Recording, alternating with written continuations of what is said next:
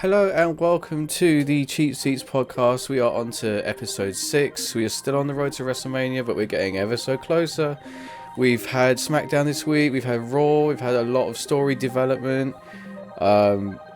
We've had the gauntlet match to determine the number one contenders thing for Gunther's belt. The bloodline of The Rock and Roman Reigns got to have a little chat with their night one opponents, Seth Rollins and Cody Rhodes. As always, I'm joined by the co-owner, co-host, co-champion, you name it. You're sharing this chair. Well, I don't know. Is there enough room for both of us to sit on it? I don't think there is. Not with my arse. There isn't. No. Oh well, that goes for both of us. But yeah, Orca Shield, of course, joining me, as always. Can't do a podcast on your own; it's a bit lame otherwise. It's just one person having a chat to themselves. Just talking to yourself. Yeah. It's a bit like weird if you started arguing with yourself halfway through the podcast. Oh, don't try me. Don't try me. The way I'm feeling right now, I probably could, just out of sheer sleep deprivation and lunacy. So yeah, well, let's just get started. So last week's SmackDown. Smack diddly down. Yeah. Started with a huge announcement. It did. I don't know how to feel about, to be honest. So we say this every week, but spoiler alert going forward. If you haven't watched Raw and SmackDown, yeah, turn off now, go watch them, then come back. If not, we will spoil everything for you. Or we will keep you nominally informed without having to go and watch 6 hours of wrestling. That too. But the biggest thing, I say the biggest thing, it's quite big and it'll be interesting to see how it goes, but Logan Paul kicked off SmackDown and he announced that Prime Hydration is the new sponsor full-time of WWE starting from WrestleMania, and every single PLE after that there is going to be a giant Prime logo in the middle of the ring on the mat. Yeah, I'm not. I don't like that. I mean, you can see where it's coming from because it's TKO. The UFC have all the sponsors all over the ring. It gets money for the company, I guess. But there's so many matches, and people have been doing it on Twitter, or X, the artist formerly known as Twitter, now that it's in that stage of its career. It's Twitter. They've started saying like matches that would have been ruined with the Prime logo, and it's like just Undertaker looking down at Mick Foley, just with a giant Prime logo in the center of the ring. I have seen a few of these superimposed primes into classic. I mean, yeah, I like Prime. I'm not going to sit here and say I hate it. It was very expensive when it came out, but the drink itself is actually it's nice. I don't have a flavour that I haven't liked yet. And there's only one more left for me to try. Well, apart from the US, like, what are they called? Exclusive. You can't get them anywhere else. Like, there's a Dodgers one and stuff like that. So I don't mind the drink itself. I think that Logan Paul and KSI have done wonders. Whether we like them or not, I don't know. That match that we've just been watching went on well, didn't it? That was solid if you're watching the video version. Yeah. So you've got Logan Paul basically pulls the thing back. There's a giant Prime logo on the canvas. He then introduces KSI, his business partner. They come out. They have I'm assuming an exclusive Prime because it's a bottle that I've never seen before. It looked nice. Yeah, probably. And then all of a sudden, Randy Orton's music hits. Logan Paul looks scared. Randy jumps the barricade, Shield style, and comes in from behind them, sneaky Viper, which Logan Paul then sees and just rolls out of the ring and goes, "I'm going to leave you to take out a civilian." Yeah. Which is essentially, we've just watched a professional wrestler take out a civilian. Yeah, just assault somebody. He's just absolutely assaulted someone. Yeah. So KSI stood in the ring. He sort of starts talking to himself because I think KSI realizes what's actually happened now because Logan's outside the ring screaming at him to say, "Get out." And KSI turns, and fair play to KSI. He if took you don't it. like Logan Paul, if you don't like KSI, you have to respect the fact that Logan Paul is one of the best, if not the best, celebrity wrestler we have ever had. Yeah. From someone Oh, go yeah. from a celebrity into wrestling. Mm-hmm. And then the way KSI took that RKO for someone that has never done wrestling in any way, shape, or form. Yeah. I mean, fair play to it. It shows how good Randy is for a start. Yeah. He can just hit and move effortlessly and keep KSI safe. Oh, But also 100%. KSI has to have so much faith that Randy Orton's going to do that, and he sells it so well. Yeah. And then he basically gets dragged on top of the Prime logo. Randy Orton takes a sip of the Prime and goes, "This is good," and then just pours it all over KSI. So Yeah, that's right. I don't know how good it is if you take one sip and then pour it over someone that's lying prone on the floor. Just because it's good doesn't mean you have to finish it. Oh, I wouldn't waste Prime. It's fucking expensive. It is expensive. I don't get the hype. I find it way too sweet. But that's I don't know. It's me. just that it's coconut water, and for me, it's got a lot of stuff in which I need essentially because with having so many allergies to certain foods that I can't have.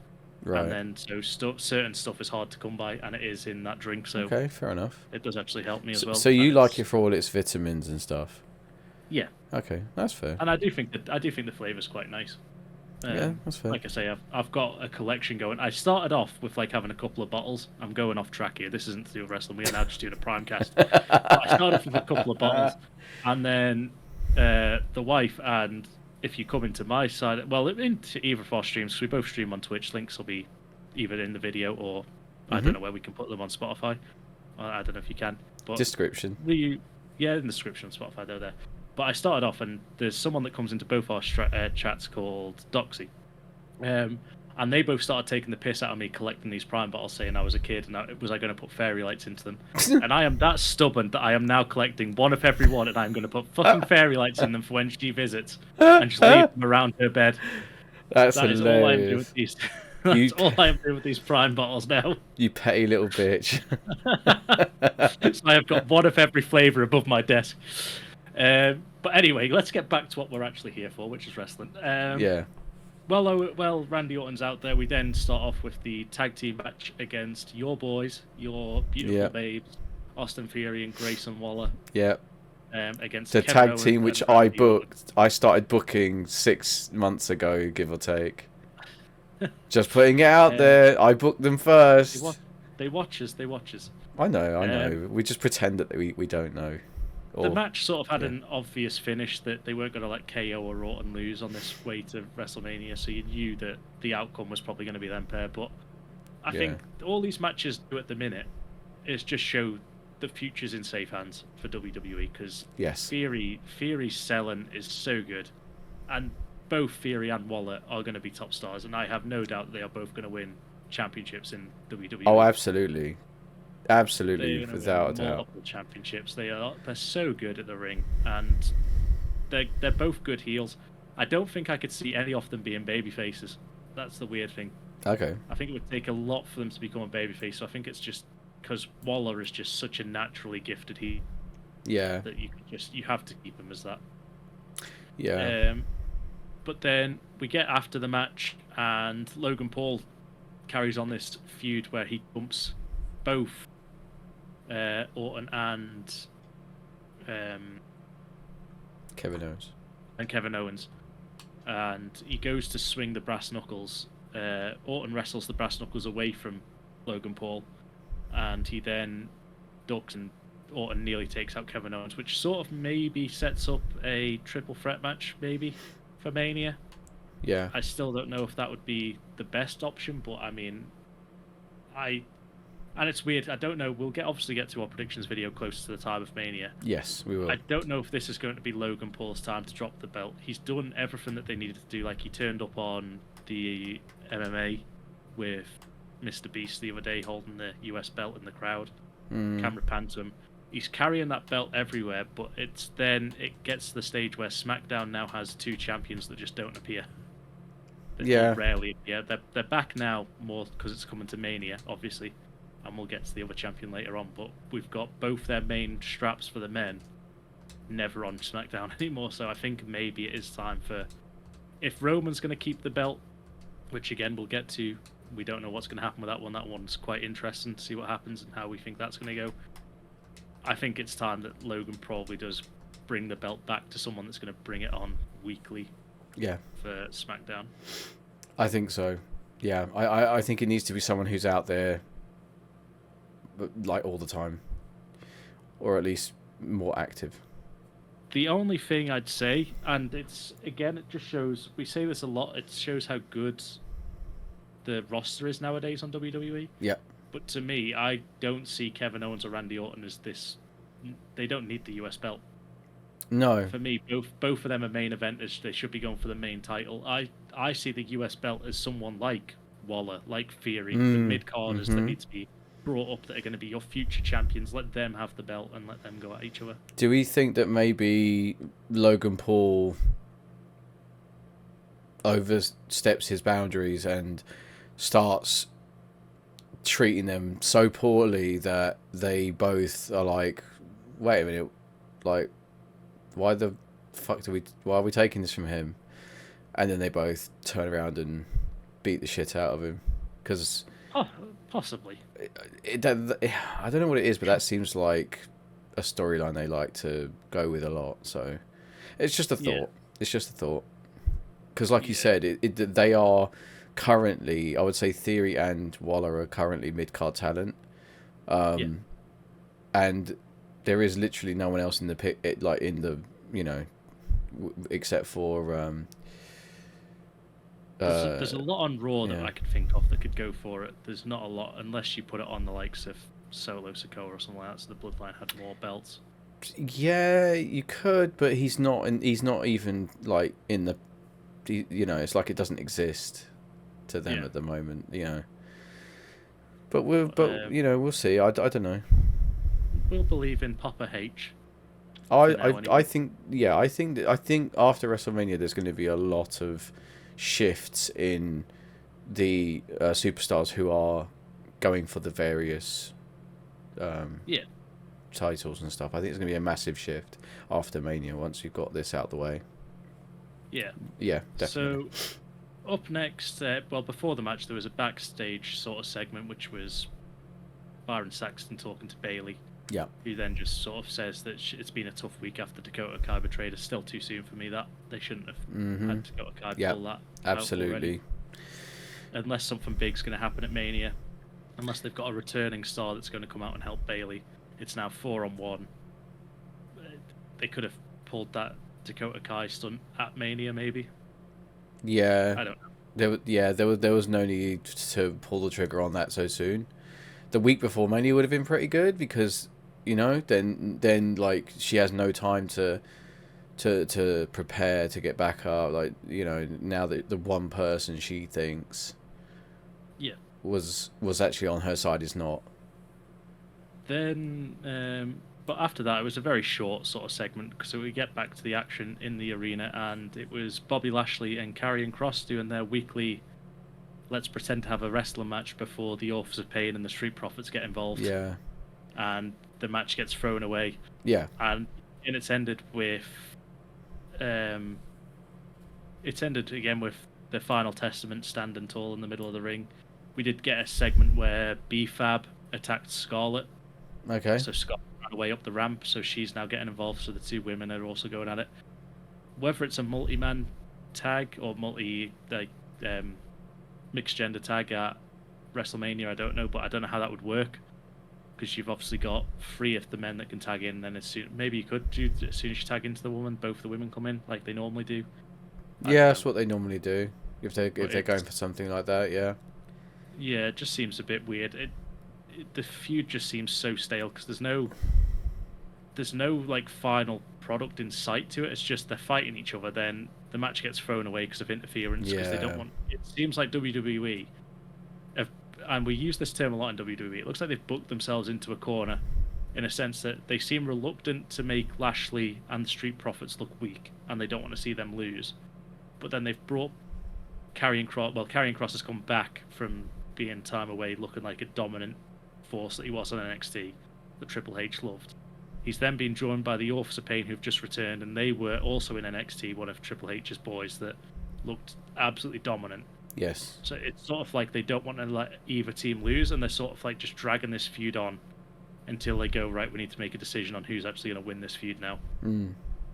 And to me, I'd say that it should be the final testament, and I think that's part of it's because I like Karrion Kross, Yeah, I obviously, do as and I well. want to see him booked the way that he used to be booked.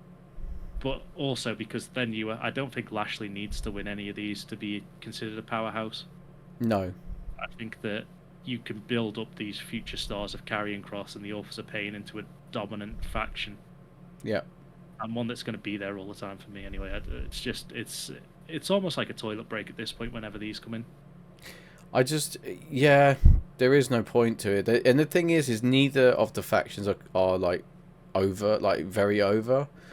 Like, people like the Street Profits, okay. People like Bobby Lashley.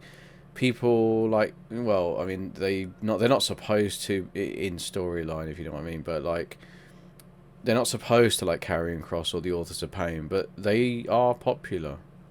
So what do you do when you've got two teams of, somewhat popular, but no standout stars, in the 6-man brawl every week? Yeah.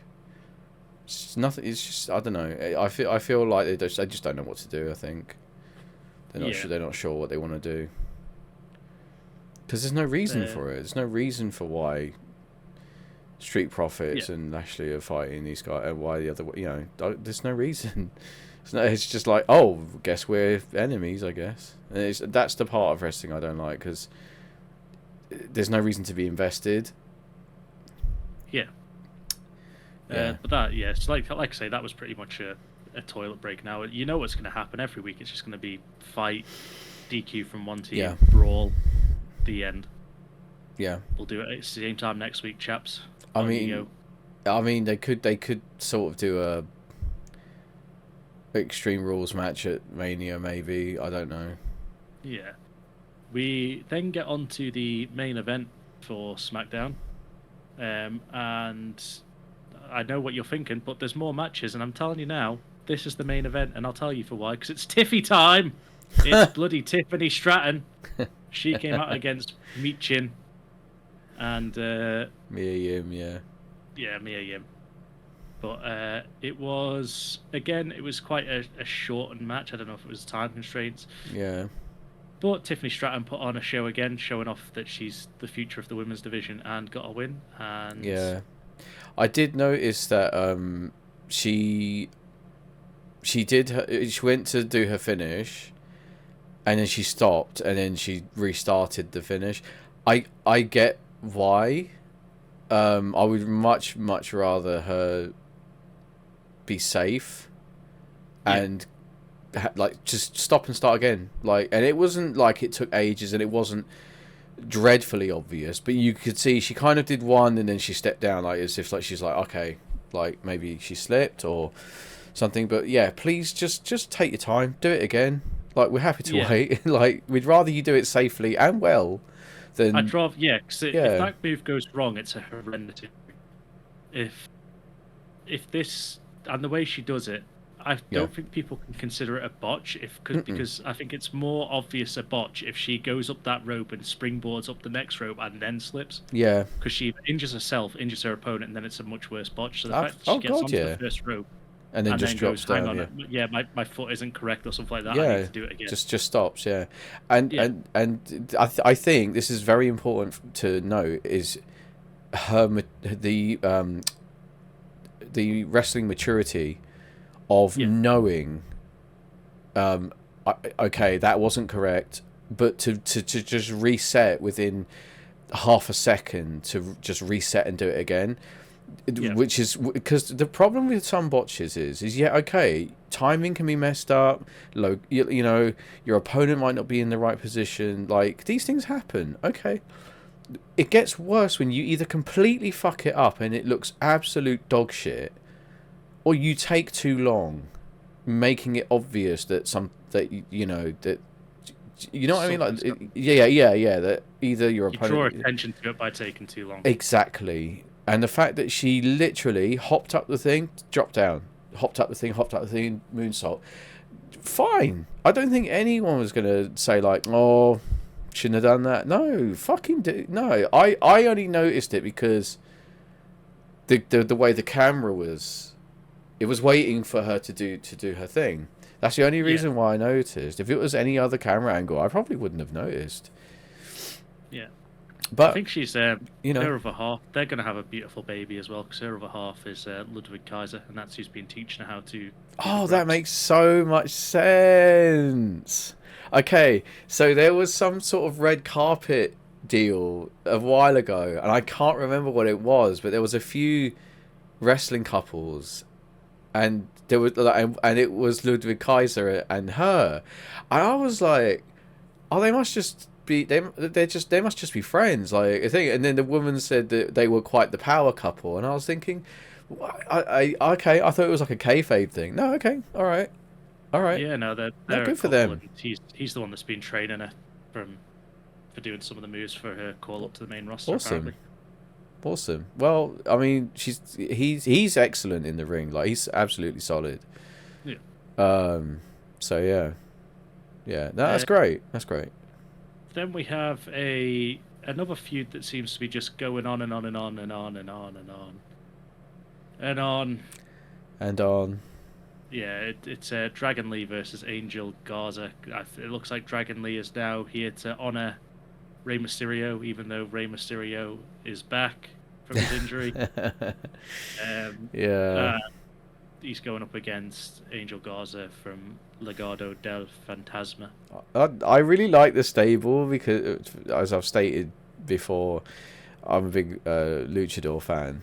Like, I love the cruiserweight style. And Angel Garza, when he was introduced to the universe in the COVID timeline,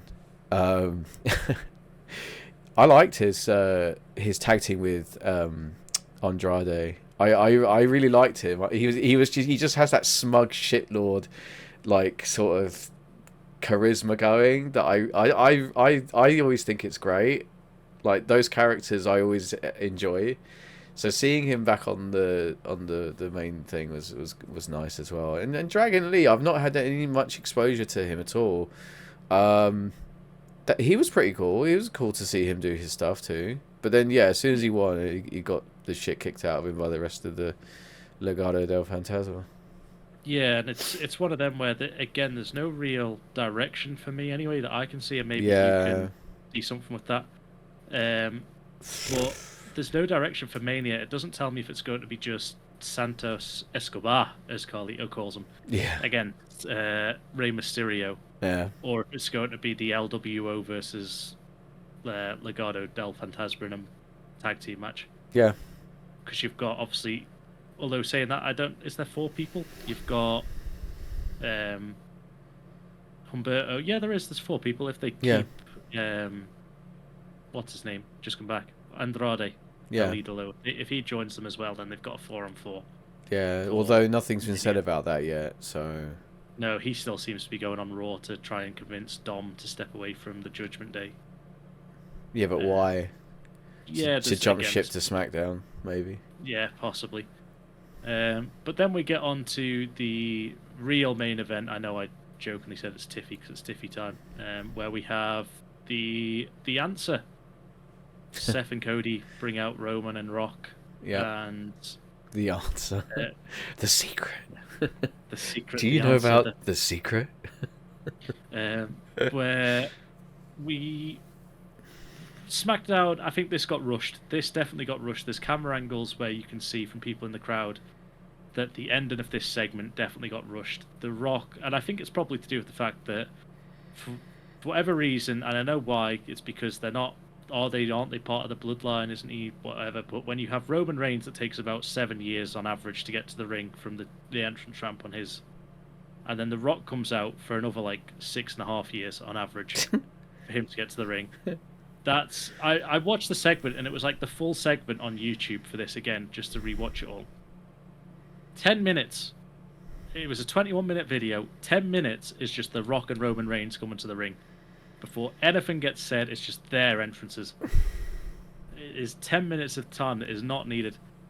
But then they come to the ring. They have the stare down. There's a few more back and forths between them where he calls him a clown, and I think this is where the first of WWE's many complaints come in this week, where The Rock calls Seth Rollins a cross-dresser or something like that, and then people are like, "Why is that an insult?" People were like, people turned on WWE saying that why that's not really an insult if someone like, and if it is, then you're like insulting people that do it for a living or whatever. So it's again that's 90s Rock. Attitude Era Rock. Yeah. So we have that. We have a few digs at Cody, and then there's a few shots from behind the crowd, which we'll get to. Because the segment ends with Cody Rhodes basically standing up and slapping The Rock's face, slapping his teeth out of his face to set up the match. They've agreed to the match, so night 1 will be a tag team match. Then night 2 will be the singles matches for both Seth and Cody Rhodes. Yeah. But there was a shot on Twitter going around from people in the audience where you could see that the cameraman was sort of just ushering The Rock and Roman on. They were like waving, saying that they're going over time. They need to hurry up the segment. Is it? Hurry up everything. Yeah, there's a few shots. Okay, I haven't seen those yet, so I'll go looking. Because I like seeing the behind the scenes stuff sometimes, but yeah. Like there's basically there's 2 cameramen on the hard cam side which start doing it, and then it's almost as if The Rock can't see him, so one of the cameramen just goes around the ring to where the commentators are and starts gesturing him again to hurry up his thing to get to the ending. And then the slap happens, and pretty much the cameras must cut off seconds after the thing, because one of the cameramen, it's really weird seeing it from behind the scenes with like audience members, because some people put up the aftermath of the slap, making it sound like something happened, like there was a big brawl or something like that. No. They walk out the ring. They just get out the ring and that's the end. But you just see, basically, you see the slap, and then one of the cameramen that's sort of like gesturing for time to hurry up just puts his camera down and fucks off. He just walks off backstage. he just slowly walks away, literally seconds after, like he's just dropped everything. Fuck. There's no exclusive with that. They were literally on the edge of just being cut off. Shit. So, but yeah, again, like I say, enjoying the story, yes. Do I think Seth's the right person? No. We said this last week. I still think that this whole angle is just making that belt of Seth's look so weak now. It didn't need to be your champion in this match whatsoever. You could have give Randy the spot where you had a legacy reunion who hates Roman just as much for taking him out injured.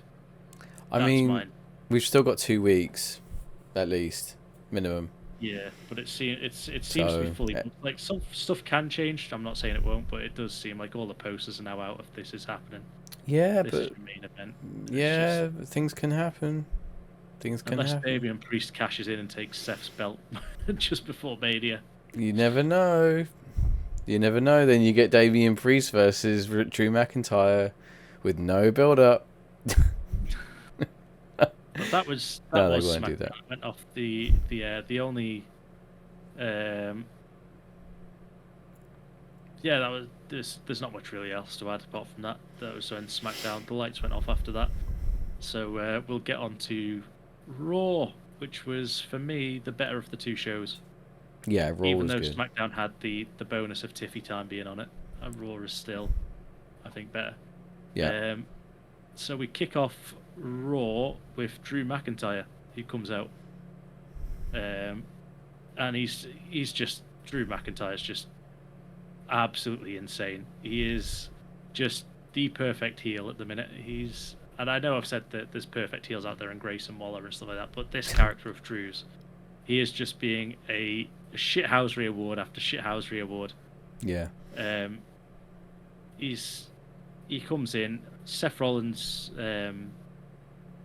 interrupts him after he's sort of attempting to like put the narrative on Drew's side, and he basically says that Seth Rollins can handle multiple things at once. Basically, he has no problem defending the title on one night and then facing Drew on the other side. Yeah. And he basically he lowers again. This is where, to me, this part again, just this belt is being hammered so hard in this angle. Is he wraps up the Seth basically finishes the promo, trying to make McIntyre lose his temper. Basically, he was goading him. Yeah, he basically he says that he's not a good title or significance of a title opportunity in this, that, and the other. Yeah. And again, it makes it seem like Seth's saying that that tag match is more important than this match. For And his title, yeah. Yeah, But this title is just being absolutely buried. I mean, is he truly saying that, or is he saying that Drew's challenge is not worth his time? Like, But then there's no one else really to do it, and the way that Drew earned the shot wasn't the Royal Rumble, so it was like he'd earned his match to get to Seth. oh yeah, So it sort of means that if he's the best challenger and you're saying he's not worth, or Seth's saying like he's not worth the time, yeah, then that division just becomes pointless. You've basically just gone, yeah, this match with Roman and the Bloodline's more important than my belt at WrestleMania. yeah. But that could be Seth's problem, not Drew's. I really hope, and this is already, I think I'm going to spoil one of my predictions for later on. I hope Drew wins. I'm picking Drew. I want Drew to just wipe the floor with Seth. Okay. Take that belt and actually raise the belt to be decent, and I think Drew can do that. I think Drew as a heel can basically antagonize people. He can do whatever he wants with just make the belt important, because Drew is like fixated on this belt being great.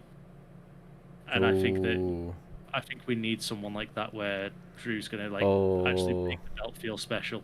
I've just had a really really great thought. What's that? Drew beats Seth at Mania, retains till SummerSlam. We get Summer of Punk 2. Yeah, I think it will be Punk returning that sets up a few, because he still quotes Punk in everything he does. Yeah, he's keeping that going. Yeah, and people were saying like it might be too early to bring that up, because Punk has said that he could be out for up to a year with whatever this injury is that he's got. Yeah. So the fact that they're keeping that feud already going, yeah, sort of, yeah, it makes it interesting. But I just want Drew to pick up that belt and run with it and make it seem important again. Yeah. Because when the belt first came out, Seth cut a promo which I genuinely believed, and I thought, yeah, WWE are going to do this, where he was like, this is the workman's belt. This is going to be defended weekly. This is going to be doing this, that, and the other. I want to make this champ, because we've got a champion that's never here. Yeah. I want to be the champion that's here defending it. And now he's going, this belt doesn't mean anything. I'm going to go fight in a different one. Yeah. It's suddenly not the workman's belt anymore, just with one storyline. Yeah, that's what... I know there's people that love this angle, and people love the fact that Seth's doing it, but for me, there's just so many better options that could have been in the match without burying a title as I see it. We still could get it, though. This is what I'm saying. Like, there's plenty of time till Mania for them to do a switcheroo for whatever reason. Yeah. But anyway, we'll move on. Yep. The next match out was again the first match, sorry, this is the opening match, because the first segment was pretty good. But you get Seth's better half, Becky Lynch, takes on Liv Morgan. Mm-hmm. Where they put on a great match. I'd say this is probably match of the night in the opening match. It was hard hitting. They were fluid in the ring. There was liquid wrestling in this match. They seemed to have great chemistry in the ring, and coming back wanting this, like, I'm going to be the one that gets my revenge on Rhea. Becky obviously trying to build to Mania. Yeah. Both women have clearly been playing WWE 2K24, because both of them are pressing R1 and a direction button to roll out of the ring at random points in the match. Yeah. They just kept rolling out to save the match, and not many people do that, and it's great because you can do it. And I think the other, going off topic, well, I say off topic, but the other person that does stuff which could be in a match, which isn't, would be Samoa Joe, because he does that thing where if someone jumps over the ring, he just stands up and walks away. Yeah, he just walks away. Just lets them hit the floor. Yeah. And there's stuff like that, which why don't more wrestlers I can only be beaten in the ring. Why don't I just roll out from under this rope? Yeah. And both of them did it at times right after hard hitting moves against them. They just, I'm just going to roll out and flop onto the floor. But Becky Lynch wins. And then out came Mammy, and sort of halfway down the ramp had a stare off with Liv Morgan, where Yeah. Liv was just like trying to trash talk her, saying that she's coming for her still, this and the other. Yeah. And then they had a nice little promo in the ring between Becky and Rhea, again setting up the Mania match, which at the minute is still a singles match, but we'll get on to why it might not be later on. Yeah. Yeah, we'll cross that bridge in a moment. But yeah, anything else to add to that match? It was, to me, it was I thought, like I say, match of the night. I thought it was an absolutely solid match, and this all of this does is it shows that the women's division is getting better and better. Yeah. Because we can rewind to less than 10 years ago, and it was not as good. There was a lot of. It was the Divas back then, I think, wasn't it? Was the women? I Has it been 10 can't. years since they changed the women's division? I think it's still a less than 10 years since it changed. Because 10 years ago would have been 2014, and I'm pretty certain that they rebranded the whole Divas thing in 2016, I want to say. Because I think that was when they had the very first Women's Rumble. I could be completely throwing here and not remembering, but April 2016, the Divas Championship was retired. There you go. So I was bang on. Yeah, so 2016. Okay, I didn't say the month, but I was doing the right year. So so it's been less than 10 years, and it went from being like the P break matches, stories, whatever. Where you go get your merch, or you go to the bar. The matches lasted about 2 minutes. Matches were 2 minutes, full of botches, full of just rubbish. There's just nothing happening. To now potentially being match of the night, which is great.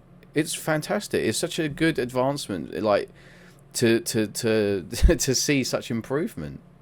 Yeah. And freedom to do what they're good at, and time. They're not given 90 seconds. Okay, go out there and have a match in 90 seconds. No, they're given like 10 minutes, maybe more sometimes. And they're told go out there and put on a good show. And they do. And it's getting more and more consistent too, which is still great. So I thought it was a really good match. And I would like to see more from them because they work really well together. And Rhea showing up, I think just keeps everything relevant, which is good. I think you'll definitely get your chance to see more of them, but like we said, we'll come over to that in a minute. Yeah. But we then have the major WrestleMania announcement, which was something that we predicted a few weeks ago. Yeah. The tag team belts will be defended at WrestleMania in a 6-pack tag team ladder match. That's what I said. That's what I said to you, because I wasn't sure if you'd seen it yet. I wasn't sure if you'd watched. That's when I said, we either know wrestling really, really well, or the WWE watches our channel. I like to think the WWE watches our channel, and we're going to get contacted from them soon about becoming booking agents. But, so we have a 6-pack tag team, which we learn. I think it's later on in the night. I don't think we learn it here. That it was R-Truth's idea, and they went with it. So, who do you think right now is going to be in this tag team match at WrestleMania? Who are your 6 teams? Obviously, one of them is the Judgment Day. Right. So the other 5 teams, I think you're going to have DIY. You're going to have Imperium. You're going to have the Awesome Truth. I'm hoping we get the Creed brothers, because that would be a fantastic chance for them to really show what they can do. That leaves one team left, and I know I'm missing someone.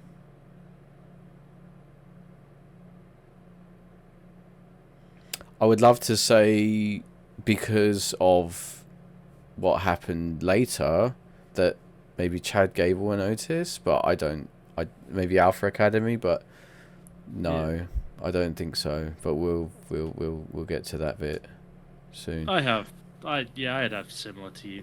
Yeah. I think for me, I can't think of anyone else. DIY. Yep. Awesome Truth. Yep. The New Catch Republic. Oh, I forgot about them. Yeah. I think they'll put in it. The Creed brothers. Yeah. And then I think, well, I don't know. I think it's either going to be someone like, I don't know. It's either going to be, I'm trying to think of a team now, like New Day or something like that. Or we're going to get, or this is where we get the return of the Dudley Boys. Yeah. Yeah. Ray put out that thing saying, one more 3D. One more match, one more 3D at Mania. Yeah. And you've got, That'd be so good. The Hardys return in a similar manner not long ago. Oh God, I still remember that. They could still bring out a table if this. I think we probably know that the main event's going to be the tag team match of night one, which it's going to be a tornado tag. Yeah. There's not going to be. They're not going to be all standing there with their hands out waiting for the tag. Trying to climb a ladder. Yeah. No, but I think what I mean was I think this could have been the main event, and I think if the Dudleys came back that way, they could have just like destroyed the announce desk with a 3D or brought out a table from under the ring and done some damage and turned this into like a TLC match. Yeah. But it'll be interesting to see. I think that either way, I think this is a nice way to maybe let the Judgment Day lose the belt. We could even get a thing where both ladders go up, one team grabs the Raw belt, one team grabs the SmackDown belt and pulls them down. And it's like, who's the champion, or we just split them. That's how they get the split back. Yes, potentially. You need to have WWE fucking watch, and I'm telling you now. Yeah. Well, it would make sense as far as giving each brand a tag team belt back. Like, I don't know why Judgment Day keep putting them both on the line at the same time. You've got two sets of belts. You can choose to put one or the other on the line, you know? Yeah. And if you're going to unify them, just make one belt. Carrying two everywhere. Yeah, just have one nice black leather, nice plate, preferably gold. The old ones that there was nothing wrong with. Not the stupid copper Spartan things. I've already told everyone that will listen how much I fucking hate those belts. They just look like they look like shit coins. That's what they look like. They look like go on Google and Google like world's shittiest copper coin, and that's your WWE Tag Team Championship before they rebranded it Raw and SmackDown ones. Yeah, just a nice unified plated belt, please. Black leather, gold plates. From there, we then get on to from great tag team wrestling to not so great tag team wrestling.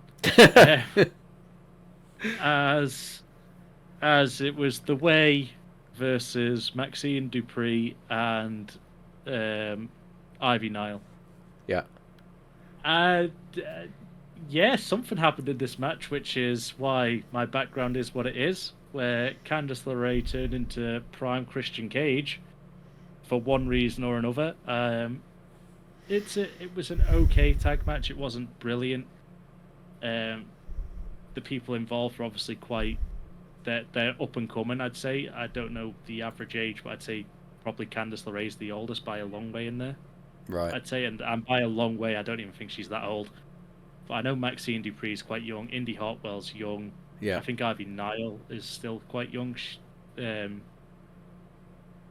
But there was a heel turn halfway through the match, and we are going to be the disclaimer. There's going to be some stuff people might not like coming up in the next few minutes, but we're just quoting what was said. It's not our opinion. So there's a point in the match where Maxine Dupree goes to hit a move, and Candice LeRae just stands behind Maxine, and then Maxine sort of turns around and looks at Candice LeRae, and Candice LeRae, instead of like attacking her, attacks her verbally and sort of says, "What is that you're trying to pull? You're trying to do that to us, this, that, and the other. What's going on?" And Maxine slowly backs up into a corner, so she's in the corner of the ring. And the first part, no problem with. If it's a heel work where someone's like accusing you, like, why are you attacking us? Why do you think you can do this to us? That's fine. Then the segment turns, because at this point, and we say this, and I have to clarify this now, this has to have been run past Maxine Dupree. There is no way WWE let Candice LeRae go out there and say this without having the approval of Maxine Dupree. But then we get Candice LeRae basically goes, you hear them booing you. You know why they're booing you. It's because you don't belong here. And if you think that they're saying horrible things about you, you should hear what the women backstage are saying about you. Yeah. And then so Maxine's starting to get a bit upset now. And then she goes full Christian Cage and basically goes, your dead brother, if he was here right now, he'd be ashamed of you. And then Maxine just sort of goes, I can't do this anymore. And she goes to walk out the ring like she's going to call the match off and leave. And walks into a big boot from Indy Hartwell, who picks up the pin for the way. Yeah, I didn't like that. It's soured by that. I mean, Christian Cage's character and sort of the way AEW is, it's sort of that edgy, angsty sort of matching. It kind of works on that because there's not, but we're forgetting that WWE at this moment in time, every week we say it's edging away. It's still in a PG era. Yeah. Which means this is designed for families with kids, anyone like that watching. And like I said, the first part, if you want to heel, abuse the person. And okay, if you say the crowd are booing, you play into the house show, meaning the house shows are actually mean something going forward. And they're bringing a storyline from a house show in. They could. That, again, that's fine. But I just don't see the need to bring up, like, dead family members. Yeah, dead relatives. That's cheap heat. It's the crowd went completely quiet. Yeah, the crowd just... They did not buy in. They weren't booing.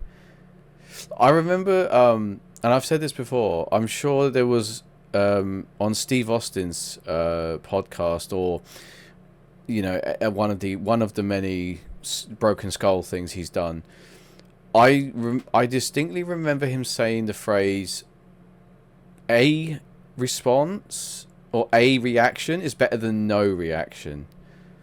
And you would expect people hearing what Candice LeRae is saying to poor Maxine Dupree, that people would be like, oh, boo, oh, no, boo, no, that's too much. They did not say a fucking word. They just sat there uncomfortably listening to this thinking, is this AEW? Like, what the fuck? Because, like, the stuff Christian Cage is doing, or he's just Christian. I'm not going to call him Christian Cage. That's ridiculous. The stuff Christian's doing is just, it suits how gritty, AEW is. It does suit it, whether you like it or not. That does not fit in WWE, in my eyes. Like, it definitely had to have been okayed by everyone involved. Yeah. But Candice LeRae had to agree to do it. Yes. I think that... And Maxine Dupree had to agree that it was okay to do. Yeah. And but just on behalf of her family as well. Of course. If this gets brought up. Yeah, but I think that's also why Candice LeRae was probably the one to do it, because like I said at the start, I think she is the oldest in this. So I think she probably takes the hit that they don't want Indy Hartwell, who's young, coming in and saying it, and then it's sort of like tarnishing her too much. Right. Maybe, I don't know. But there's the two things that don't make sense to me in this terrible segment is, one, again, it shouldn't be, well, three things. One, it shouldn't be said in the first place. But then, two, I think after the house show video gets leaked, if the fans booing Maxine Dupree, she is already going to become a bit of a babyface now. Oh, absolutely. Like proper fans, not the idiots that were saying that she sucks and should go home. Proper wrestling fans at this point are going to cheer her every match she comes in. Oh, God, yeah. They're going to get 1,000% behind her. So you didn't need the whole, let's really push that she is now babyface by bringing up dead relatives and forcing her to not be a babyface. She didn't need it, for one. No. So that's my second point in why this segment sucks. The third one is, where has this come from Candice LeRae? Yeah, like two weeks ago, they were the babyface team taking on the Kabuki Warriors for the titles. Yeah, now a heel randomly. She just suddenly insults She's just Maxine suddenly Dupree. become a dickhead. Like, what? Like, how? Where? Why? Where's this come? If you could see resentment building or something, you know, you can kind of be like, all right, she's finally had enough. But then if she's in a tag team, she would take classic storytelling would be to take it out on the partner, Yeah, not on a random opponent. yeah. So I just don't understand how they've suddenly switched. It feels like someone backstage has gone, Mm. this is the angle we're going to push. We need someone to say it. I'd like most of the locker room's gone, I'm a heel, but even that's too much for me. I'm not saying it. I'm not doing that. And Yeah, then Candice LeRae is just the one that's gone, I'll do it if no one else is doing it almost, because it just seems so out of character and yeah, so out of place and not needed. And like you say, it had to have been all cleared. And if people like the segment, that's fine. You're entitled to like what you want. mm. But to me, like you said, Christian does it so well. His character isn't arse. He is playing that every week. This came out of absolute nowhere, and Yeah. it's got no story to it. Like in Christian's in AEW, he said that someone's dad's dead. Wayne, I can't remember his name now. Nick Wayne, I don't know. and he then joins Christian to be like his family, and Christian's like, I will be your father figure because you don't have one in. But he means like in kayfabe and wrestling. Yeah, Obviously, he doesn't have one in kayfabe. real. He's not Yeah. going to go and start shagging his wife or his mum. He might do whatever Christian wants. He can do, but Christian like, does what Christian wants. but it's sort of worked in that story. This has got. I can't see this going anywhere. It's No. too late to have this as a match because it's a thrown together tag team as well, in Maxine Dupree and Ivy Nile. Like they've never been a tag team before this. They probably won't be a tag team after this. So you can't say it's going to be the way versus them at Mania to settle a feud that's been not built up at all. It just, like I say, after the house show, I think if you play the clips from the house show Yeah. and bring that up of people like saying horrible stuff to, which shouldn't be done anyway. We said this last week that if you pay to go to a house show, don't be a dick. Yeah. Yeah. But if you wanted to get sympathy for Maxine Dupree, play that clip. You don't need to do this angle to get sympathy for Maxine Dupree at this point. No. Because even now she becomes one of the biggest baby faces, or people just don't care. Yeah. It's going to be one of the two comes from. It's either this is going to be tarnished by that moment, and then, yeah, where'd you take this angle next? You can't really do anything with it. So to me, this was probably one of the worst segments on Raw. Oh, 100%. It was so awkward. Like I said, it's just the lack of response. People weren't even booing because they were so uncomfortable. You know, like, oh, I don't know. Like, I get that Triple H has a long-term plan for WWE becoming more attitude mature. More mature again. Like I mean, we love to use the phrase attitude era because that was a period of time in wrestling where it was at its peak. It was at its hottest. But I would probably use the term more mature wrestling storylines. You know, more. I want to say believable. Like, yeah, you do. You kind of believe that. You know, Cody Rhodes means what he says, and The Rock means what he says, and this, that, and the other. But when you start to cross the like, I've always said that there are a couple of things that shouldn't be involved in storylines, and it's things, and dead relatives is one of them, unless they're kayfabe relatives. So like when Undertaker was like, you know. When Kane like burned down the funeral home and killed his parents and shit like that, and then Undertaker's like, haha, it was me all along, and all this sort of thing. Because obviously they're kayfabe, like they're fake parents, like they didn't actually exist. So that's fine. But when it's like legit, real life people that have existed, like, no, it makes me so uncomfortable, dude. Like, ugh, yeah. Big fucking thumbs down from me for that segment. Hated it. Fucking hated it. The fact, and like you said, sorry to cut you off. It's exactly like you said. Okay, if they want Maxine Dupree to start being seen as a babyface and a strong one, easy.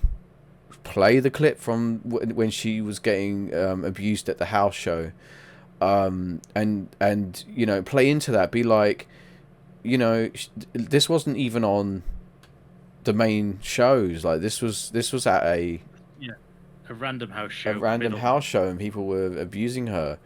You know, I mean, some of the stuff she said about like, oh, you should hear what the women in the locker room think of you. She could have left it at that. Stir the pot a bit, you know, make her like really paranoid and shit. That feeds into the house show as well. People see that clip, and because she said, if you think that what they're saying is bad about you should hear what the women say. Yeah. That means people go watch the clip on the house show. They get the context. They now get this. Maxine Dupree's now babyface. Yeah. She gets over that way. That's 2 steps done. You didn't need that 3rd step. I mean, to be fair, she's with Alpha Academy. They're babyfaces anyway. Yeah, they're over as all hell. Yeah. But yeah, it was just such a weird thing. The only thing I could see maybe is Hartwell turning on LeRae, thinking that, like, maybe why? It's not What's the like, point? If she heard her saying it, maybe that's when they split them up because she doesn't agree with it, keeping Hartwell babyface. But again, it's just another random feud. And it's just another tag team that's been split up. Like you said about the women's tag belts. What is the actual point of having them at this stage? You've got 3 tag teams, and one of them is 2 singles competitors thrown together.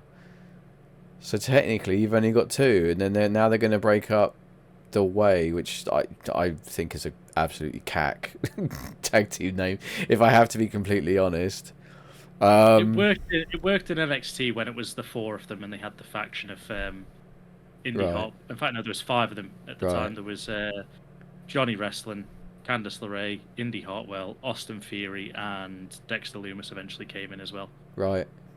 I mean, they were sort of saying it almost into the Mandalorian. This is the way. That's Well, I think maybe that was that you know, until someone went, can't use that. Disney gonna be very upset. Yeah.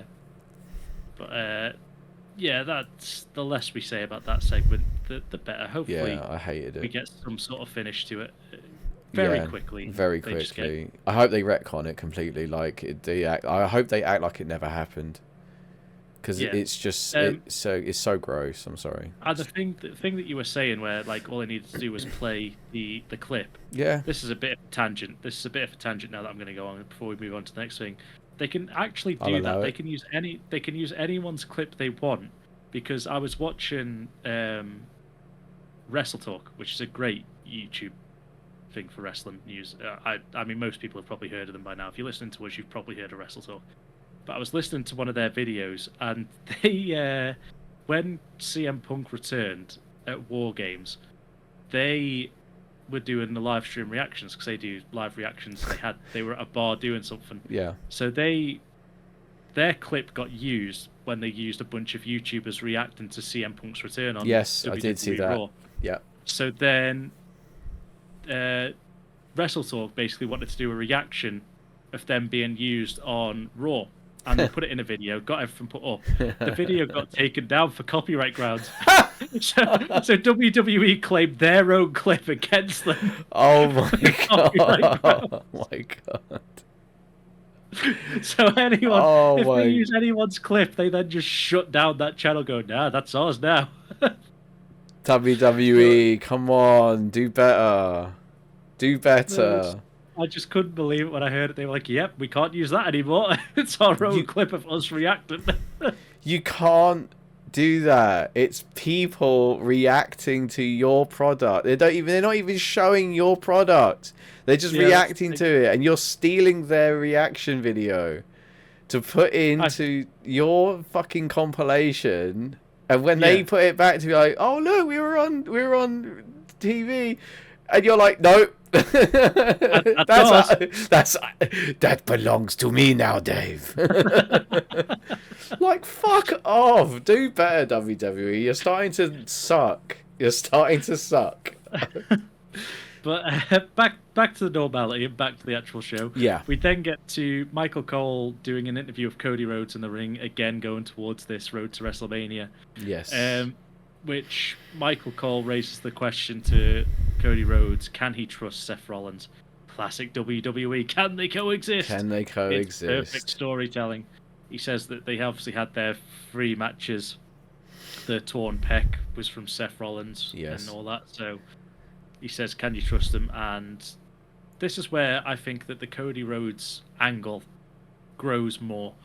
Because Cody could have easily here just stood up and started shouting, saying, like, Roman's never here, Rock belittles everyone, this, that, and the other. Rock decided who I should face for when I won the Royal Rumble. Yeah. XYZ. They could go on for so long saying all of this stuff, bang, bang, bang, bang. Cody didn't. He went the opposite way, and he sat there, and it looked so real because he was tearing up, talking about the fans, about his family, about everything that he wants to do is finish this story for everyone. His mum. He goes, I can't owe it to Dusty, but I can owe it to my mum. And I was just like, yeah, okay, yeah, all right, I hear you. And he was so he was like full on. He went full babyface, crying. This, that, and the other. And I think that works. That works so much more than him getting angry for me. That segment. There wasn't really much more to add. It was literally just, it was a very short interview, which is good. I think they've learned from some of the other stuff. Yeah. Of like stuff going on for long.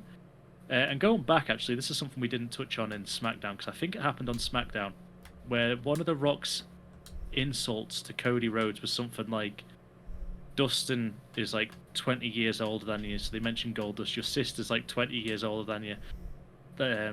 You were only here because you were a mistake or something like that. That was the Rock's insult to Cody Rhodes, saying that his family, because the other siblings were so close, and Cody Rhodes was younger than them all. Apparently, he was a mistake. But what was great was Cody Rhodes' sister. Okay. Cody Rhodes' sister just quote retweeted it, saying, "We're only 3 years apart." She just broke down that wall completely. That entire segment just got destroyed by "we're only 3 years apart." Brilliant. It was again just a random thing that popped into my head that I seen on Twitter. But anyway, back to actual Raw. Yeah. The women's tag title match was then on the line as Shayna Baszler and Zoe Stark took on the Kabuki Warriors. Yes. Great match. Again, he's started to slowly put this tag team belt on, but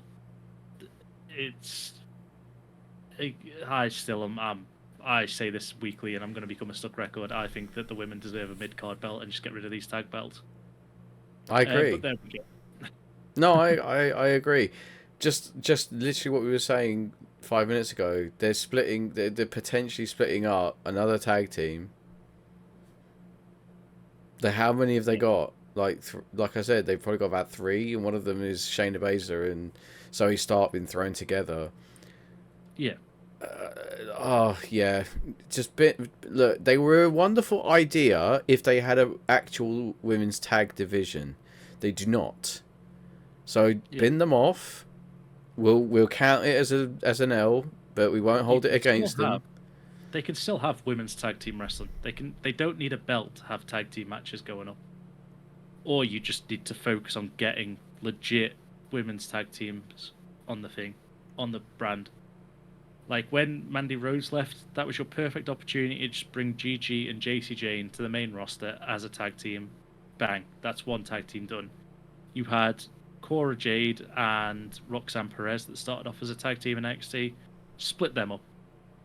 You have NXT shouldn't just be a developmental brand. It should also be a way for them to build these tag teams. So when they come up to the main roster, you can have women's tag teams already established that people know if they watch, or if you don't watch NXT as much, you have video packages that you can put on saying, these have been a tag team, these have won XYZ in NXT.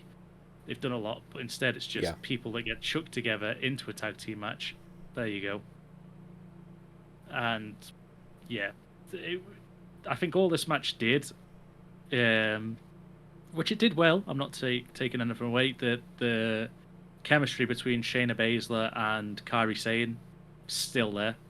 They had a great feud in NXT many years ago, and they were still just flowing off each other. They work really well together in the ring. So I'd like to see them in maybe a singles match. But you then have all this match, I think, to me, one, Kabuki Warriors win to retain, obviously keeping them strong, but it made Dakota Kai basically stand out as like maybe she is still in control. Yeah. She's there to take control of this match. Yeah. And cement herself in that faction, and that's all this did. Which again, they pulled the trigger too early on. Yeah, there's no other tag team now to go against the Kabuki Warriors. There's no legit female tag team apart from Katana Chance and Kaden Carter. They're the only tag team, I think, from NXT that have stayed together coming up. I might be wrong. I mean, the way technically they're still together. They were in it. For how long? Signed off, yeah. For how long? There's just not many women's tag teams that can go up against the Kabuki Warriors now. And then when you do make like a powerhouse faction, like they once upon a time had the 4 Horsewomen. Yeah. Obviously, similar to what happened with the Shield, they became too good to be in a tag team with each other, so all went singles. You can't really reform that because now they've all got these feuds with each other that they all hate each other. Yeah. So it's not like you could even throw back and bring some of them back together. It's just the women's tag team belts are just a waste of time on the brand. But now, anyway. So what was next? Because obviously we've talked enough about how we feel about the women's tag. Yeah. Up next was R-Truth versus Damian Priest. So after the Awesome Truth were revealed to be the ones that convinced Adam Pearce and Nick Aldis to do this 6-man ladder match or 6 tag team ladder match at Mania, Priest called out R-Truth and had a match tonight. So halfway through the match, you've got Judgment Day all come to the ring. Dominic Mysterio's not there because we should probably say now congratulations to Dominic because he is now a married man. He got married in a week, so he is currently off on his honeymoon, so he was not on Raw. So it was Damian Priest, JD McDonough, and Finn Balor that went to the ring. Halfway through the match, DIY came out to support Truth. Truth hit one of the best attitude adjustments I've seen in a long time on Damian Priest halfway through this match. Yeah, it was. DIY still looking very strong in the way that they were taken out. The Judgment Day as well. Judgment Day eventually retained. Damian Priest gets the win. Yeah, of course. As you'd expect, because they need to keep Priest looking strong while he's holding that briefcase, but also while he's a champion. Yeah, of course. That's the thing. Priest has to be he needs that briefcase and he needs to be good, look good while he's got it. Yeah. But yeah, so I think that we've probably got 3 of the tag teams there in the Judgment Day, Awesome Truth, and DIY. It'll be interesting to see if that is the case, though. Do DIY and Awesome Truth carry on this sort of like friendship they've got and go into like an alliance in that match for a bit until it breaks apart, or is that story just going to be chucked out of the window as soon as that bell rings and they go to town on each other? I think it'll be a bit. I think it'll be a bit during because I can see it in my mind that there'll come a point in the match where the ring will be cleared and it will just be Awesome Truth and DIY, and they'll face off. They'll shake hands or something, and then start punching each other like classic sort of like the and then I think that's what's going to happen. But they'll shake hands or something first. Like they'll be like, okay, no hard feelings, let's go. And, yeah. So that match ended, and then we get a promo. Jey Uso comes to the ring, main event Jey Uso, who was not in the main event, which means his name is just he hasn't been in the main event for a while. I'm wondering if they were thinking about retconning that nickname. Well, he's now just the master of the yeet. Yeah, it's getting very awkward now. But he wasted no time. He came to the ring and basically just went straight up, one-on-one match with Jimmy at WrestleMania, which we all seen coming. We all seen this Usos one-on-one match coming from Mania. That's all Jimmy's doing. Just costing Jay every fucking week. Yeah. So we've literally... He came out, he basically called it. He just went, I want a one-on-one match, that's it. There wasn't really much... There wasn't a clear yes or no, if I remember rightly, because I think WWE tweeted shortly after And weirdly, instead of saying, will Jimmy say yes or no, they said, will he yeet or not yeet? Or something like that. They're Oh, really hello, playing fellow into this. children, says the Steve Buscemi meme. God, Yeah. I can't speak. So we had that. That was just I think we'll probably get a response on Friday. It's going to be a yes. We're going to get the Usos against each other one-on-one. I think it'll be a good match. Yeah. It could also be a way that should the tag team go the way that most people aren't suspecting it going, and the Rock and Roman pick up a win. If you then have Jay versus Jimmy, that could be a way to get Jimmy out of that main event picture. If Jay does something that injures Jimmy or kayfabe injures him, What about gets him out. the master of the Samoan Spike? Yeah, you've still got, but I mean, you take, because a lot of the time it is, as Seth says, it's just multiple numbers, isn't it? Whereas at least if Jay gets taken or Jimmy gets taken out, you've only really got Solo, and then if the Rock stays on Roman's side or whatever happens after that match happens, Yeah. then you've got maybe two people for Cody to contend with rather than the one. I don't know, but I think we're definitely going to get that match. Probably a night one match, I'd say. I can't see that being on night 2 of WrestleMania. It doesn't seem like it's got the. It hasn't got the legs for it, no. Yeah. What I think do you? it's going to be a mid card. If that is a slightly early prediction, do you think that will enable John Cena to come out and come to the rescue on night 2? Potentially, yes. I reckon. I think that we're going to get all the hits because they're saying that this is going to be the biggest. It's WrestleMania 40. Biggest. Yeah, it's going to be the biggest WrestleMania. This is XL, and all that. So we've got. I reckon what you're going to get. Just like my belt size. This could be a fantasy booking element. I'm not saying this will happen. No, go for it. But what we could see is Rock and Roman win night 1. Mm-hmm. Maybe either by Drew again or something like that coming out to say that Seth shouldn't do it and he costs something. Yep. Which then makes Cody have all the odds stacked against him on night 2 because the Bloodline aren't going to be banned. They can come out. Even though they're banned most weeks, they still come out, so I don't see why that stipulation needs to be in place anyway. Yeah. Unless they make that main event a steel cage match, there is no point in that match being like, oh yeah, they can't come out. But they will anyway. Or you'll get a new member. But I think you'll probably get... Won't they? Will they? Cody fights off Roman. He looks like he's going to win. Out comes the Bloodline. You'll get... Jay takes out Jimmy maybe to fight out and even some of the odds. Maybe Seth takes out Solo, or even John Cena takes out Solo. Comes the music, the trumpets hit. John Cena comes out to back up Cody, takes him out. Then the Rock's music hits. The Rock comes down. You get Cena versus Rock number 4 for once in a lifetime. Then if John Cena's prone on the mat, I reckon at that point we'll get the glass shatter, and I think Stone Cold will come out and take out the Rock. He's not had any build-up to being in this, but you get the old school of Rock, Stone Cold again, and I think we might get the glass shattering to be. Could you imagine the noise, the response, the crowd? Can you imagine how that's gonna feel if after all this has happened, after these guys have come back, and you think Super Cena's here and he's not getting the job done, he's getting absolutely destroyed, and then the one person who was always able to just gut check the Rock, the glass goes and he just comes down there, chair in hand of course, just comes down there doing his thing, clatters that guy, clatters that one, so that's it. Solo Jimmy not a factor, and then just has he could chase the Rock. He could chase the Rock away. Yeah, then you could. He doesn't have to actually do anything. Then you could even get, because apparently, and I don't know how true this is, but apparently the Saudi shows want the Rock to be on them. So maybe you could even get Stone Cold versus the Rock in the Saudi show. It's an event that no one in the US or UK really care about, the Saudi shows, but obviously it's big for them, big money, and they always want these.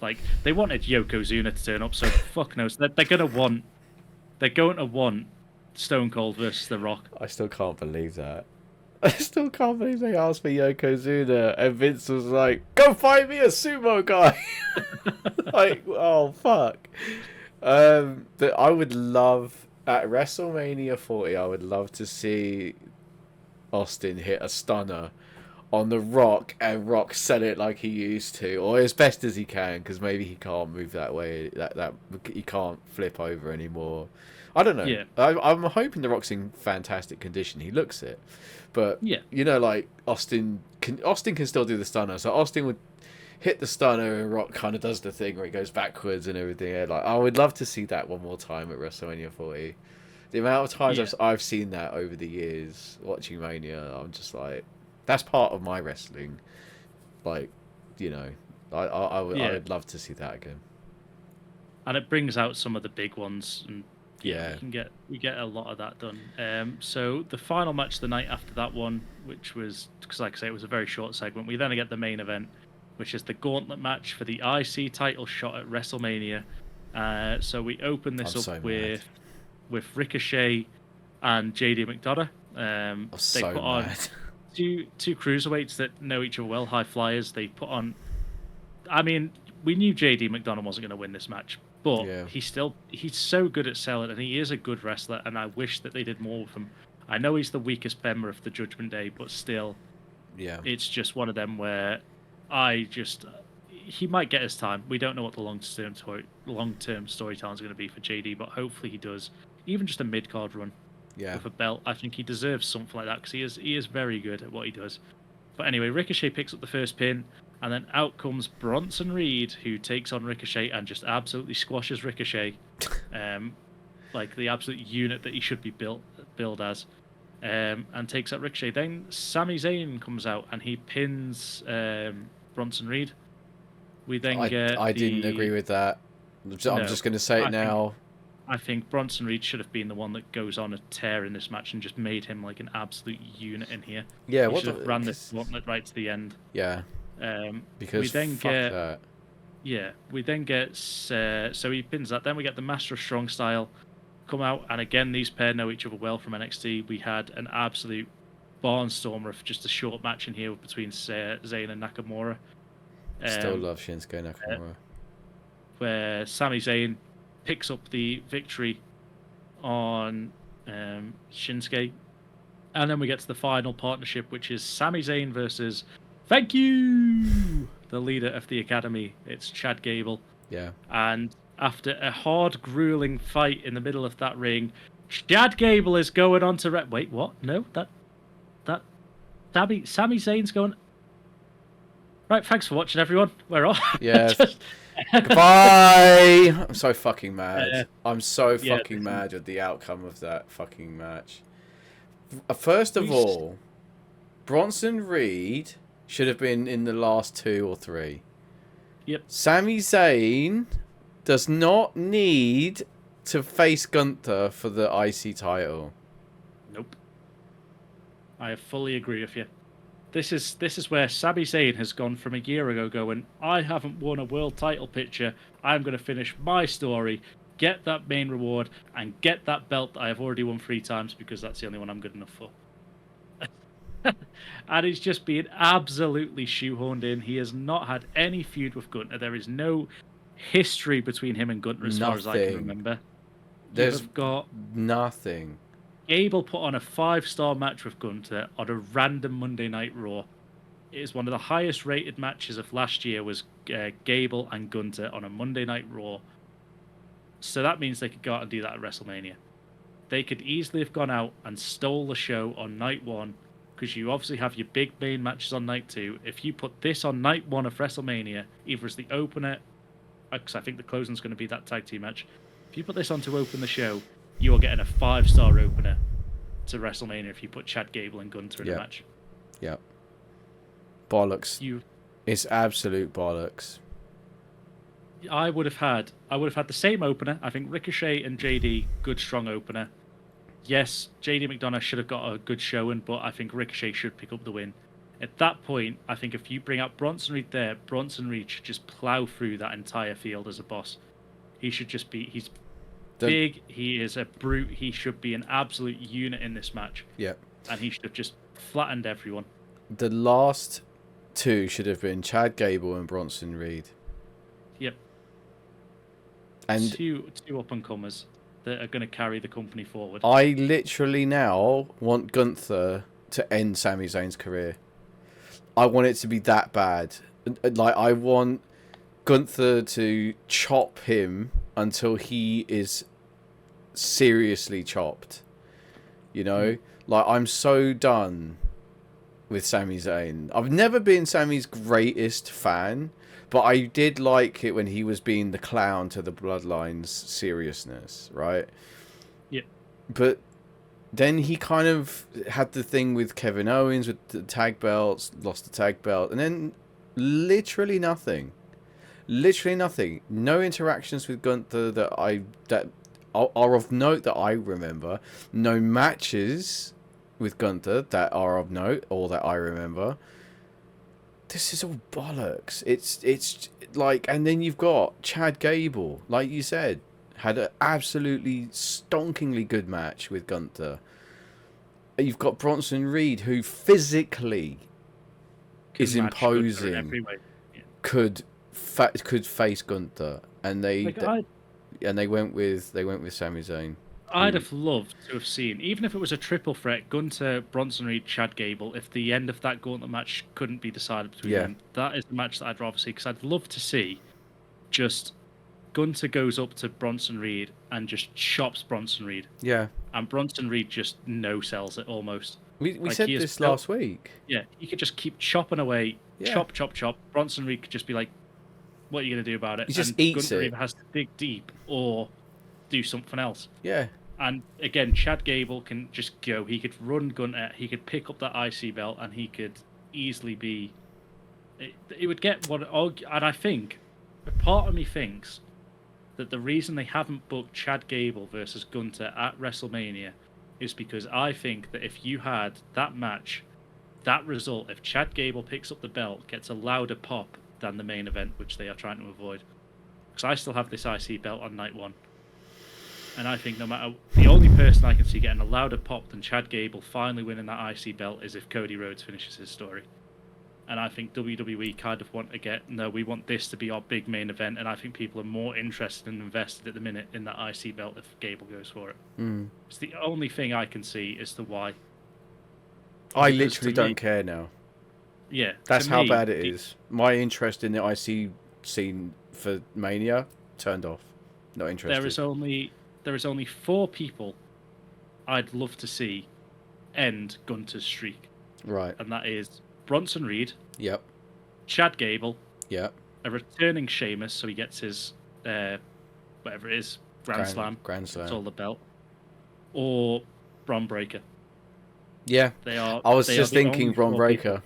I was just thinking. Only 4 people that I would want to see take out Gunther. Yeah. I don't want a Sami Zayn match.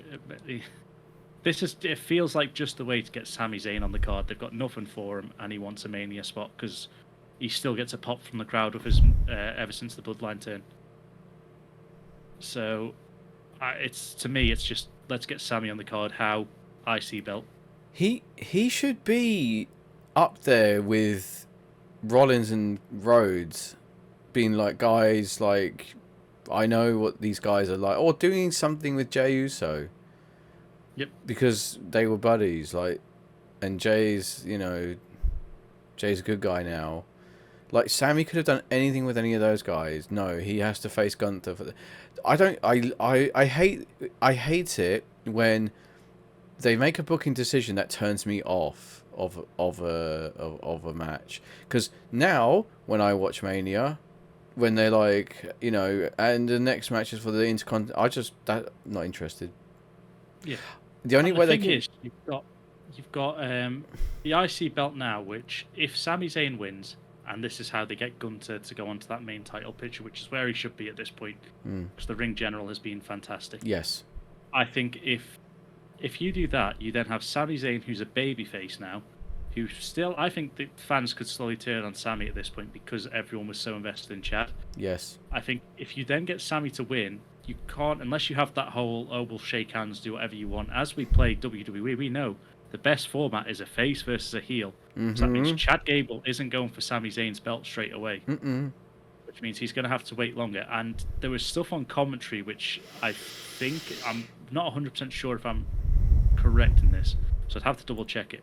But I'm pretty sure that Chad Gable has never won a singles belt. No, he hasn't. He won with the Alpha Academy in Yes. the tag team belts. Yes. But he never held a singles belt. No. And that, like I say, I think this is to get rid of a massive pop at Mania. I'm inclined to agree because I also believe that they want the best reaction for whatever is going to happen with Rock, Roman, and Cody and Seth, and then a further pop in night 2 when Cody finishes his story and whatever happens in the other one happens. But to make a match that disinteresting, like, I'm sorry, I don't know what it is, but Sami, okay, so Sami Zayn matches to me have always had this really weird thing where Sami gets his shit caved in for the majority of the match, and then he gets his, like, he does his, like, I don't know, I can only, like, think it's like Hogan hulking up, and he gets all wound up, and then he starts doing Helluva kicks and Falcon arrows or whatever it's called, you know, all these moves, and it's just like, it's so predictable. And I know it's a thing, and I know that's fine to be predictable, but no, I don't want to see him in the first place. So not only is it now that it's that predictable rubbish, but it's also nothing. I didn't want to see that in the first place. So I don't know. I just, There was, not sold. There was a still, and I mean, look, the WWE universe has literally changed a main event at WrestleMania from just saying we want Cody. If they got behind Chad, there is enough evidence, because I've seen a photo on Twitter where it doesn't look like Chad's shoulders are on the mat. So you could always get a triple threat match, but I don't think that all of the title matches should be multi-man matches, because there's one thing that we've skipped over here because it wasn't on my rundown of what happened at Raw, which we'll touch on briefly before we finish completely. Yeah. Is that there was a thing backstage where after the match between Becky and Liv that opened the show, they were shaking hands and sort of Becky was saying, yeah. And Nia Jax just flattens them both, puts Yeah. Becky Lynch through the merch table, Yeah. and then just walks off. Yeah, she Which means that chucked Liv Morgan through the cases at the back. Yeah, so you could get a fatal four-way for Rhea's title, Okay. which sort of again hampers the whole Becky Lynch won the Rumble. Probably should be a one-on-one match. Yeah. Oh no, she didn't. Did she? No, she didn't. It was the Elimination Chamber, wasn't it? The women's. Yeah. Or was it? No, because Bayley won the Rumble. Yeah, Bayley won the Rumble. So this. Oh yeah, so it's just the Elimination Chamber. So yeah, you could easily have a fatal four-way match. Yeah. That comes in. I was mixing up my timeline. That's all right. But yeah, so you could easily make that a fatal four-way match. So I don't want every belt to be a multi-man match. Right. I know they've got a big, and we keep saying this, that it's always a good thing that they've now got an absolute stacked roster, and trying to fit people in is probably a very difficult time. Yeah. You'll probably have the Andre the Giant Memorial Battle Royal. Oh, they will always have that. That'll be in there as well for Mania, so you'll probably get that. But I think it's trying to get people on the card now, and it's just so difficult for them. Yeah. But yeah, so we'll end there as a disappointing end to Raw. The only other thing, we touched on it briefly, there's a few more things actually that happened in the week at the World of Wrestling that wasn't on the shows. So we had Dominic Mysterio got married, as we said before. Yeah, congratulations to him. His childhood girlfriend and him got married. They've Aw. been together for a ridiculously long time. That's nice. That's nice. So we had they're nice. That's nice.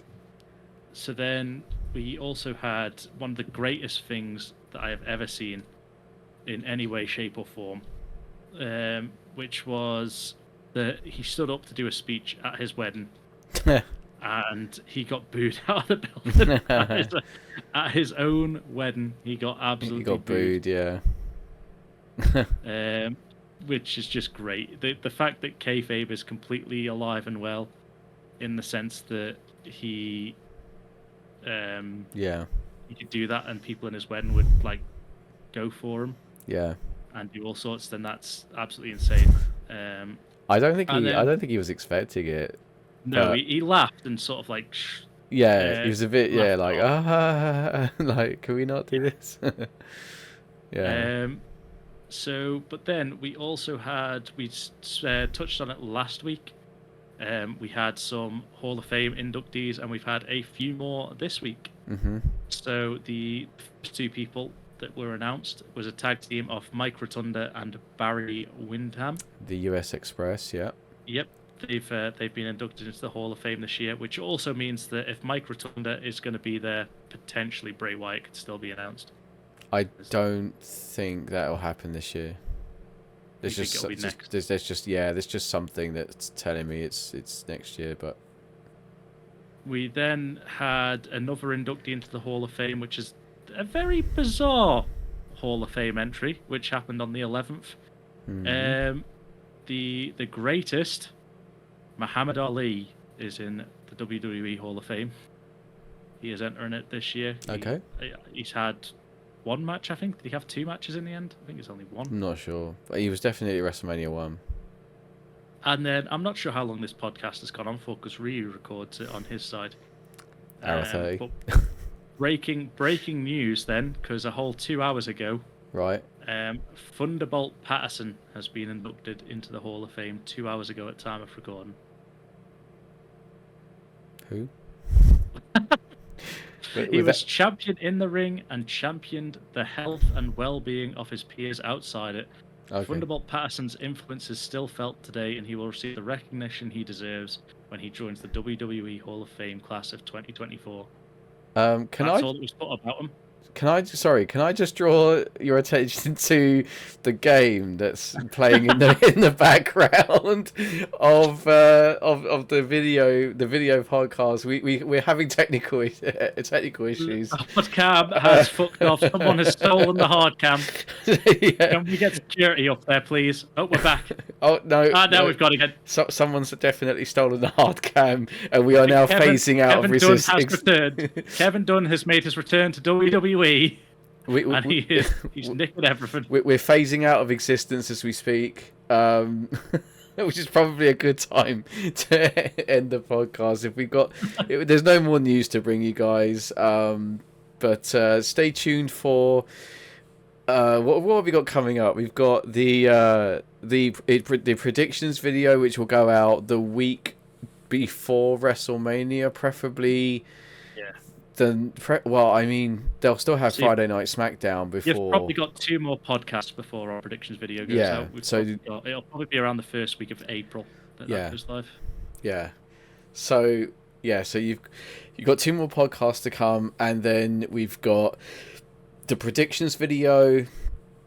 We'll have lots of our universe mode going up soon, starting with Raw and SmackDown from week 1, or is it week 0? How are we counting it? Week 1, because week 0 is up now, which is the draft video, so you can go see who's on each of the brands for the first season, or first part of the season anyway. Absolute mayhem. Love that. Oh my god! I can see the Creed brother that's just glitching through the crowd barrier. He has been literally decapitated. Randomly. My god! Okay. I like the fact that the camera angle just cuts back to random moments of death. Yeah, it should not be happening. No, this is WWE 2K Phasmophobia now. Which is also a good plug. So if you're listening on the Spotify side, there is a YouTube version of this that goes up. You can watch it. Yeah, just for this bit, if anything else. But yes, we do video versions on YouTube. We also stream on Twitch at Twitch/Orca_Shield and Ryuga_Senpai. The links will be in the description for the podcast. What chaos is happening now? Oh, it doesn't matter. It keeps switching back. It's fun to watch. But that's it. The That's best part about this video that's going on at the minute is this is a 5-star match people are missing out on. Yeah. Someone's pissed off with the camera. Yeah. The camera's been stolen. Yeah. So it's a 5-star match, but you'll never know. So Only thanks. being a dark match at the minute.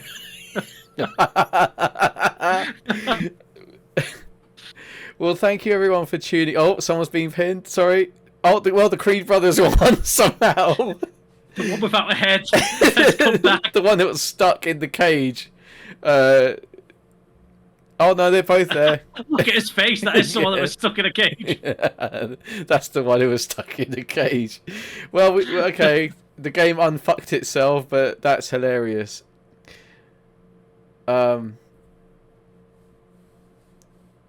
Okay, right. So before it gets any worse, we're gonna wrap up there. Thank you everybody for listening and tuning in and watching and all that good stuff. Yeah, just check us out. There's going to be lots of stuff coming on the rest of the YouTube channel. There's lots of stuff going to be happening on Twitch. Yeah, thank you everybody for tuning in and hanging out with us. We hope you enjoyed us running through this week's wrestling and Raw and SmackDown. We will be back very shortly with next week's podcast, no doubt. So, with that being said, it's goodbye from me. And it's goodbye from me. Right, thanks for hanging out, guys. We'll see you next time. Have a good weekend. Bye.